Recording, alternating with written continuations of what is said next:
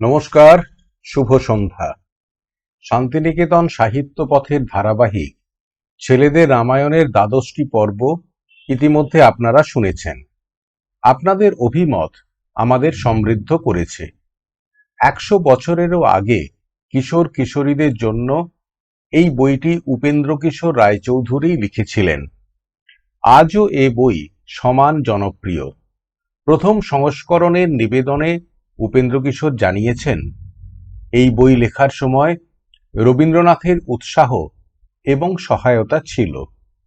1304 বঙ্গাব্দে যোগীন্দ্রনাথ সরকারের city book society থেকে ছেলেদের রামায়ণ প্রথম প্রকাশিত হয়।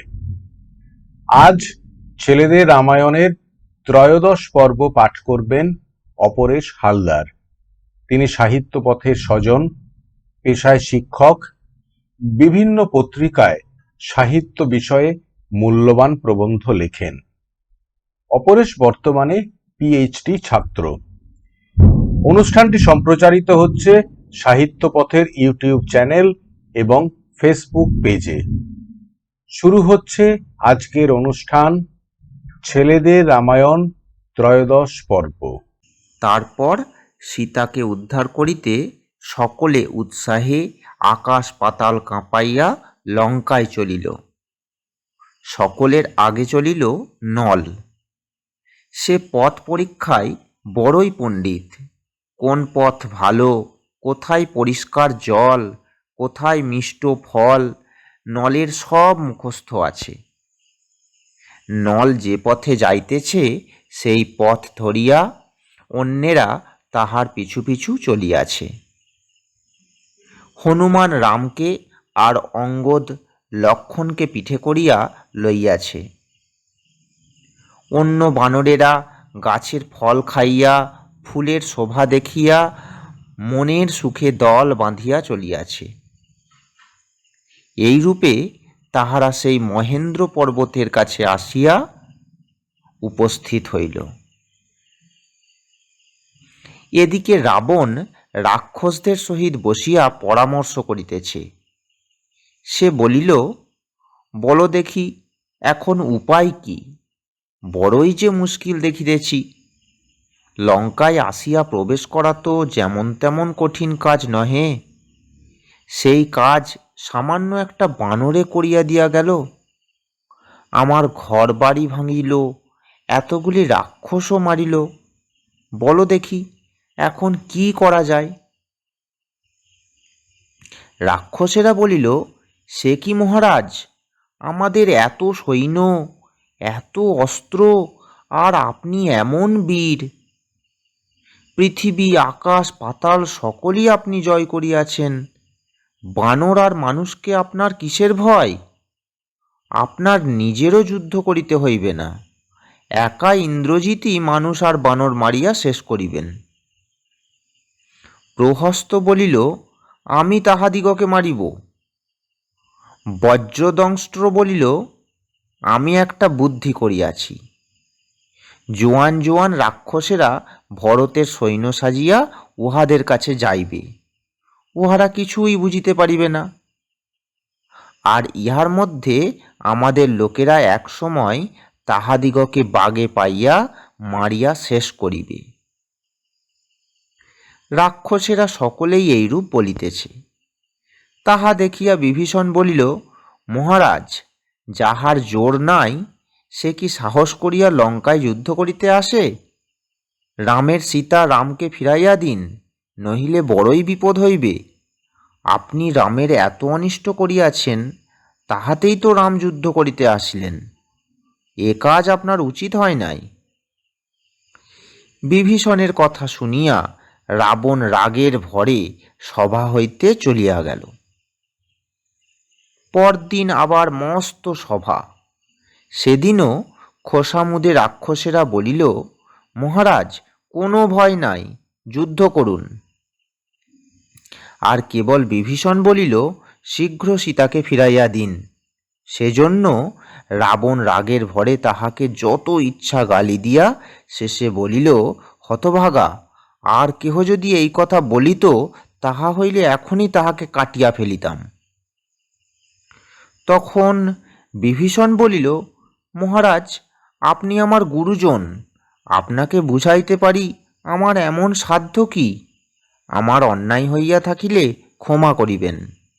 ভালো কথা বলিতে গেলাম, তাহাতে আপনার এত রাগ হইল, এখন আপনার যাহা ইচ্ছা তাহাই করুন, আমি চলিলাম। এই বলিয়া বিভীষণ আর 4 জন রাক্ষস সঙ্গে লইয়া সেখান হইতে চলিয়া গেল। রাবণের সভা ছাড়িয়া বিভীষণ আর সেই 4 জন রাক্ষস সমুদ্র পার হইয়া রামের নিকটে চলিয়া আসিল। সেখানে সুগ্রীব আর অন্য অন্য বানরদিগকে দেখিয়া বিভীষণ বলিল, আমি রাবণের ভাই, আমার নাম বিভীষণ। আমি সীতাকে ফিরাইয়া দিবার কথা বলাতে রাবণ আমাকে গালি দিয়াছেন, তাই আমি রামের কাছে থাকিবার জন্য এখানে আসিয়াছি। এই কথা শুনিয়া সুগ্রীব তাড়াতাড়ি রামের কাছে গিয়া সংবাদ দিল। বিভীষণকে সে বিশ্বাস করিতে পারে নাই। হনুমান ছাড়া বানরদিগের অন্য কেহ তাহাকে বিশ্বাস করে নাই। তাই তাহারা সকলে বিভীষণকে জায়গা দিতে রামকে বারবার নিষেধ করিল। খালি হনুমান বলিল, উহার মুখ দেখিয়া তো উহাকে দুষ্ট লোক বলিয়া আমার বোধ হয় না।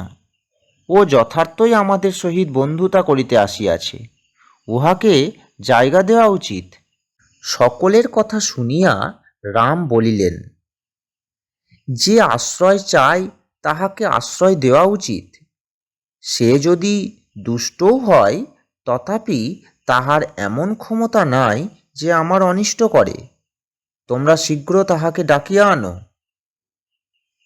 তখন বিভীষণ আসিয়া রামকে প্রণাম করিয়া বলিল, রাবণ আমায় অপমান করিয়াছেন, তাই আমি আপনার নিকট আসিয়াছি।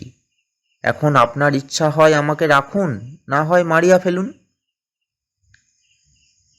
রাম মিষ্ট কথায় তাহার ভয় দূর করিয়া বলিলেন, বিভীষণ, আমি রাবণকে মারিয়া তোমাকে রাজা করিব। বিভীষণও বলিল, আমি প্রাণ দিয়া আপনার সাহায্য করিব। তখন রাম লক্ষ্মণকে বলিলেন, চলো, আমরা এখানেই বিভীষণকে লঙ্কার রাজা করি।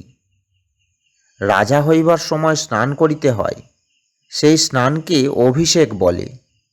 রামের কথায় লক্ষ্মণ তখনই সমুদ্রের জলে বিভীষণকে অভিষেক করিয়া তাহাকে লঙ্কার রাজা করিলেন। তারপর সুগ্রীব আর হনুমান বিভীষণকে জিজ্ঞাসা করিল, মহাশয়, সমুদ্র পার হইব কি করিয়া? বিভীষণ বলিল, রাম যদি সমুদ্রের পূজা করেন, তবে অবশ্য সমুদ্র পার হওয়া যাইবে।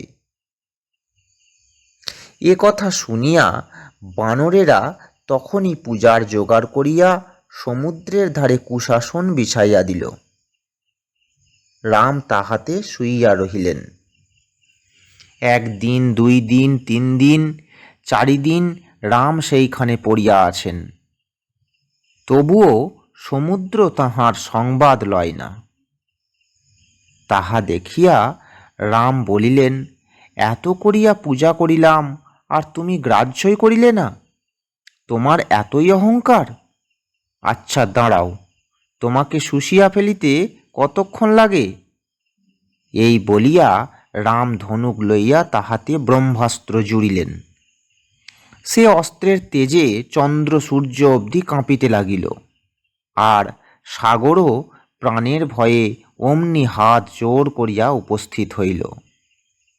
তারপর সে রামের নিকট অনেক মিনতি করিয়া বলিল, এই নল বিশ্বকর্মার পুত্র, নল আমার উপর সেতু বাঁধিয়া দিলেই সকলে পার হইতে পারিবে। সেতু যাহাতে না ভাঙে সেজন্য আমি এখন হইতে খুব স্থির হইয়া থাকিব। তখনই বানরেরা গাছ আর পাথর আনিয়া সমুদ্রের ধারে ফেলিতে লাগিল। নল কি আশ্চর্য কারিগর! সেই গাছ পাথর দিয়া 100 যোজন লম্বা সুন্দর সেতু প্রস্তুত করিতে 6 দিনের বেশি লাগিল না। সেই সেতুর উপর দিয়া সকলে পার হইয়া লঙ্কায় আসিল। রাম লঙ্কায় আসিয়াছেন শুনিয়া রাবণ শুক আর সারণ নামক তাহার 2 জন মন্ত্রীকে চুপি চুপি তাহার সৈন্য দেখিবার জন্য পাঠাইয়া দিল। শুক সারণ বানর সাজিয়া গিয়াছিল, কিন্তু তাহাদের সে ফাঁকিতে বিভীষণ ভুলিল না। সে তখনই তাহাদিগকে ধরিয়া রামের কাছে লইয়া গেল। শুক সারণ তো ঠিক করিয়া রাখিয়াছে যে এ যাত্রা আর তাহাদের রক্ষা নাই, কেননা শত্রুর লোক ঐরূপ চুরি করিয়া খবর লইতে আসিলে তাহাকে মারিয়া ফেলাই দস্তুর। তাহারা রামের পায়ে পড়িয়া বলিল, আমরা রাবণের হুকুমে আপনার সৈন্য গণিতে আসিয়াছিলাম। তাহা শুনিয়া রাম হাসিয়া বলিল, তোমাদের কিছু ভয় নাই। যদি সৈন্য দেখা হইয়া থাকে তবে নিশ্চিন্তে ঘরে চলিয়া যাও, আর যদি দেখা না হইয়া থাকে তবে ভালো করিয়া দেখিয়া যাও। এ কথা শুনিয়া শুক সারণ রামকে কত আশীর্বাদ করিল। তারপর তাহারা গিয়া রাবণকে বলিল, মহারাজ, যুদ্ধ করিয়া কাজ নাই, ইহারা বড় ভয়ানক বীর, সীতাকে ফিরাইয়া দিন।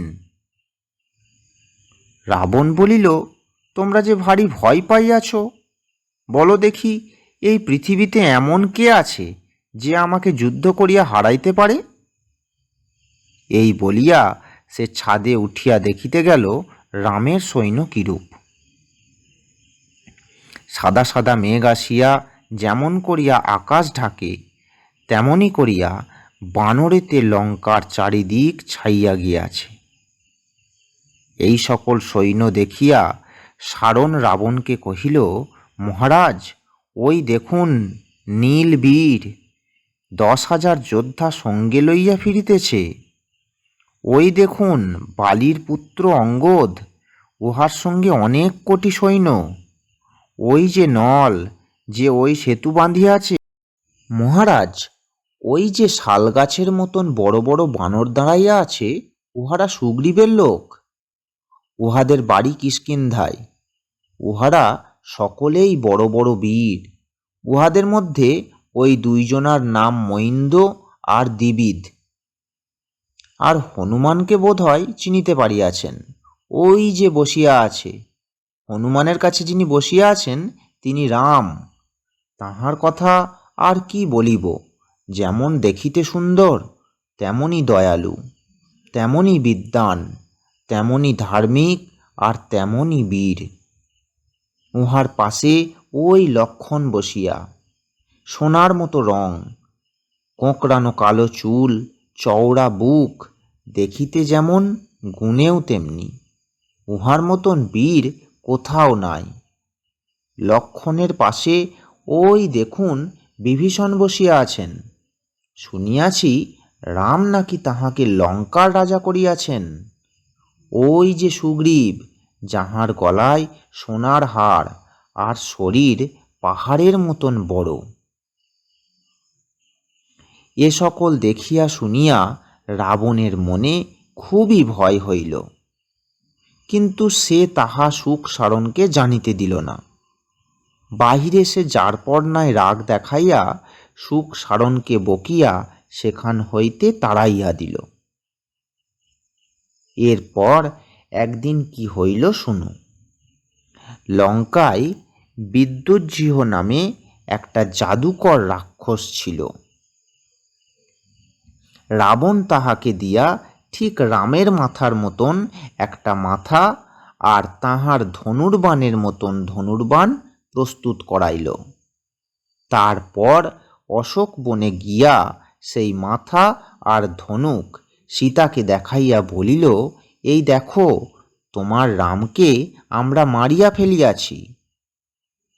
রাত্রিতে যখন তাহারা ঘুমাইতেছিল, তখন আমার সৈন্যেরা গিয়া তাহার মাথা কাটিয়াছে, আর বিভীষণকে ধরিয়া আনিয়াছে।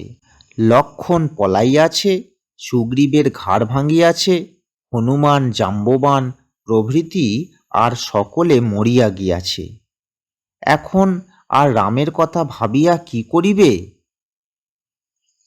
রাবণের কথা শুনিয়া আর সেই মাথা দেখিয়া সীতা ভয়ানক কাঁদিতে লাগিলেন। এমন সময় একটা দারোয়ান আসিয়া রাবণকে ডাকিয়া লইয়া গেল। রাবণ যাইতে না যাইতেই সেই জাদুর তৈয়ারি মুণ্ড আর ধনুক কোথায় যে মিলাইল কিছু বুঝা গেল না।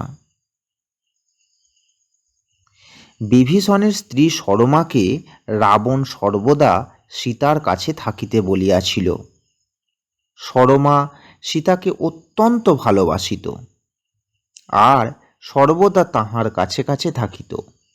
রাবণ চলিয়া গেলে সীতা মাটিতে লুটাইয়া কাঁদিতেছেন দেখিয়া সরমা বলিল, সীতা, তুমি কাঁদিতেছ কেন? রাবণের কথা সকলই মিথ্যা। যুদ্ধও হয় নাই, রামেরও কিছু হয় নাই। আমি নিজে তাহাকে দেখিয়া আসিয়াছি। রাক্ষসেরা বড়ই ভয় পাইয়াছে। রাম নিশ্চয়ই তাহাদিগকে মারিয়া তোমাকে লইয়া যাইবেন। সরমা আর সীতা এইরূপ কথাবার্তা বলিতেছেন, এমন সময় বানর দিগের গর্জন শোনা যাইতে লাগিল। সেই গর্জন শুনিয়া রাক্ষসেরা মনে করিল বুঝি সর্বনাশ উপস্থিত। রামের সৈন্য যেখানে ছিল তাহার কাছেই সুবেল পর্বত। সেই পর্বতের উপর উঠিয়া বানরেরা যুদ্ধের আগের রাত্রি কাটাইল। সুবেল পর্বতের উপর হইতে লঙ্কার সকলই দেখিতে পাওয়া যায়। তাই পরদিন সকালে উঠিয়া সকলে সেখান হইতে লঙ্কার শোভা দেখিতে লাগিল।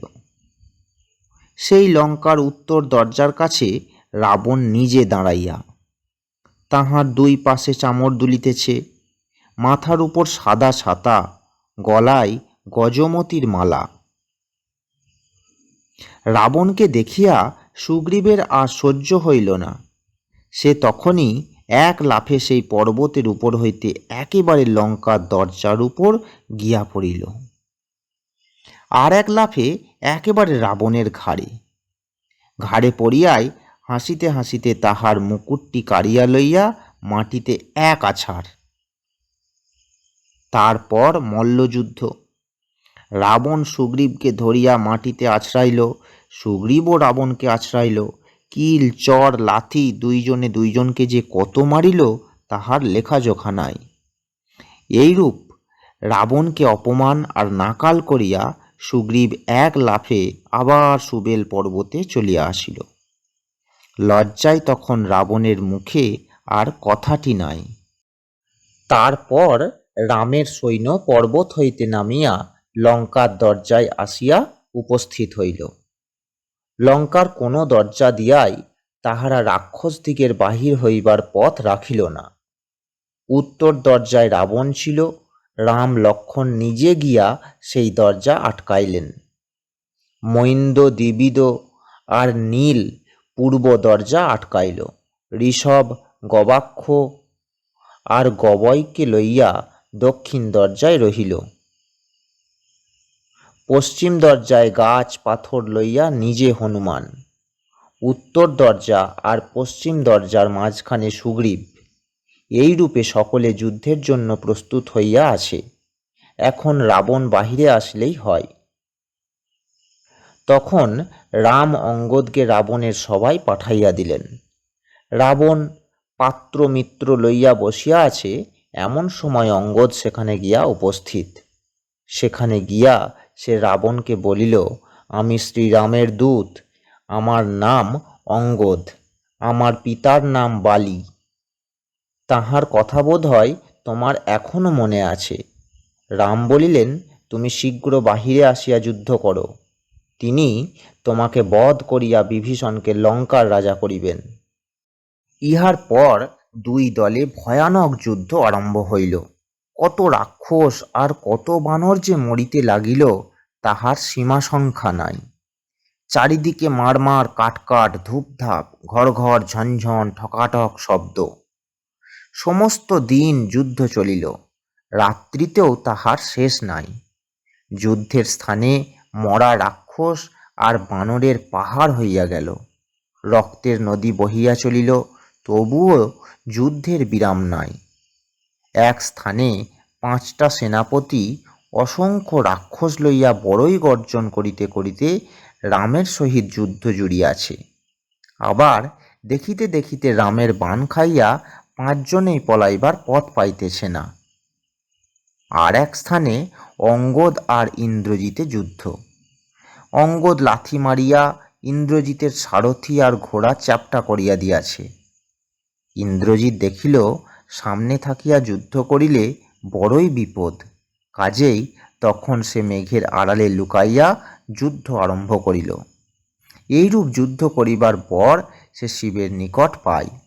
যখন সে মেঘের আড়ালে থাকিয়া যুদ্ধ করিত তখন কেহই তাহাকে দেখিতে পাইত না, কাজেই তখন তাহাকে কেহই মারিতে পারিত না। কিন্তু সে নিজে অন্য সকলকে বাণ মারিয়া অস্থির করিত। মেঘের আড়ালে থাকিয়া দুষ্ট ইন্দ্রজিৎ রাম লক্ষ্মণের গায়ে নাগপাশ বাণ মারিল। সে বাণ ছুড়িবা মাত্রই বড় বড় সাপ আসিয়া তাহাদিগকে জড়াইয়া ফেলিল। ইন্দ্রজিৎকে দেখিতে না পাওয়ায় তাহারা তাহা আটকাইতে পারিল না। এইরূপে সে রাম লক্ষ্মণকে সাপের বাঁধনে বাঁধিয়া তাহাদের উপর এমনই নিষ্ঠুর বাণ মারিতে লাগিল যে তাহাদের শরীরে একটুও স্থান রহিল না যে যেখানে বাণ বিঁধে নাই। সেই ভয়ানক বাণের যন্ত্রণায় তাহারা অজ্ঞান হইয়া গেলেন। তাহা দেখিয়া ইন্দ্রজিৎ হাসিতে হাসিতে গিয়া রাবণকে বলিল, বাবা, রাম লক্ষ্মণকে মারিয়া আসিয়াছি। এতক্ষণ আপনারা সাহিত্য পথের অনুষ্ঠান শুনলেন। আগামী দিনে এমনই একটি আকর্ষণীয় অনুষ্ঠান আপনাদের জন্য সাহিত্য পথে সম্প্রচার করা হবে। শুভরাত্রি।